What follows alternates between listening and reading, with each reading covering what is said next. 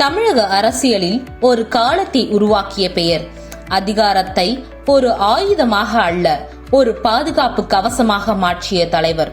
அவர் புரட்சி தலைவி அம்மா.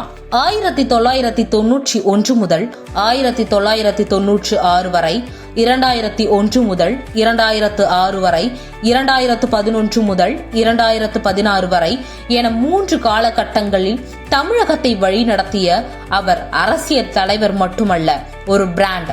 அது அம்மா. பெண் சிசு கொலையை தடுக்க 1992 தொடங்கிய தொட்டில் குழந்தை திட்டம், பெண் குழந்தை பிறந்தால் அது சுமையல்ல செல்வம் என்ற சமூக செய்தியை சட்டத்தால் உறுதி செய்த முடிவு அது. 1000ற்குள் இருந்த பாலின விகிதம் 943 உயர்ந்தது என்பது வெறும் புள்ளி விவரம் மட்டுமல்ல, மனப்போக்கின் மாற்றமும் அது. 69% இடஒதுக்கீட்டை 9வது அட்டவணையில் சேர்த்த துணிச்சல், அது ஒரு அரசியல் சவால். 50% உச்சவரம்பை மீறியும் சமூக நீதியை பாதுகாக்க முயற்சி, அதுதான் அம்மாவின் நிர்வாக பாணி.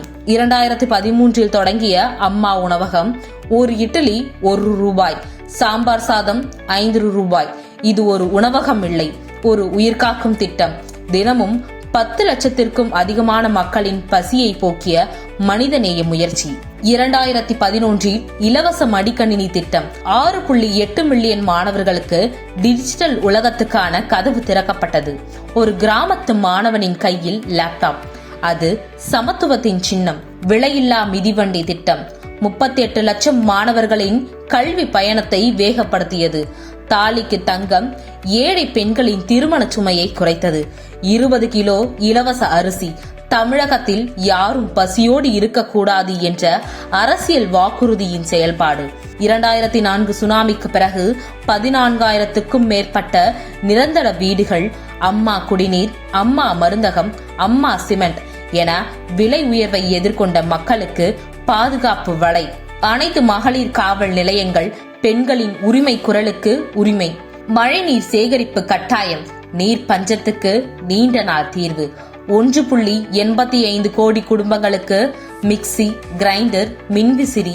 அது வசதியல்ல, வாழ்க்கை தரத்தை உயர்த்த. மக்களால் நான், மக்களுக்காகவே நான்.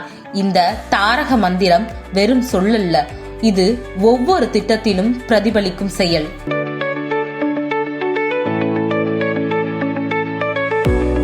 சட்டம் ஒழுங்கு, அவரது ஆட்சியில் நிர்வாக கட்டுப்பாட்டை உறுதியானது என்று பலர் நினைவு கூறுகிறார்கள். பெண்கள் பாதுகாப்பு, ஏழைகளின் வாழ்வாதாரம், இவை அரசியலின் மையமாக இருந்தன. இன்று விலைவாசி உயர்வை பார்த்து பலர் கேட்கிறார்கள், அம்மா இருந்திருந்தால் இப்படி ஆகுமா? அது அரசியல் ஒப்பீடு அல்ல, நம்பிக்கையின் வெளிப்பாடு. அம்மா மறைந்த பிறகு சில திட்டங்கள் தொடர்ந்தன, அது ஒரு நம்பிக்கையை தந்தது. ஒரு தலைவர் போனாலும் நல்ல திட்டங்கள் நீடிக்கலாம் என்று. ஆனால் பல அம்மா உணவகங்கள் மங்கிய நிலையில் இருக்கும்போது மக்களின் மனதில் ஒரு வெற்றிடம் இருக்கிறது. அது ஒரு அரசியல்வாதியின் இழப்பு அல்ல, ஒரு பாதுகாவலரின் இழப்பு.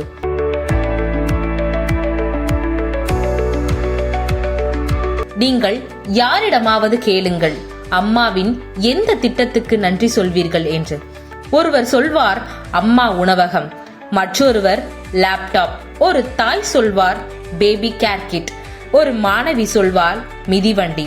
அதுதான் ஒரு தலைவரின் வெற்றி. அவர் இல்லாவிட்டாலும் அவர் தொடங்கிய பாதையில் இன்னும் ஆயிரக்கணக்கான பேர் நடக்கிறார்கள்.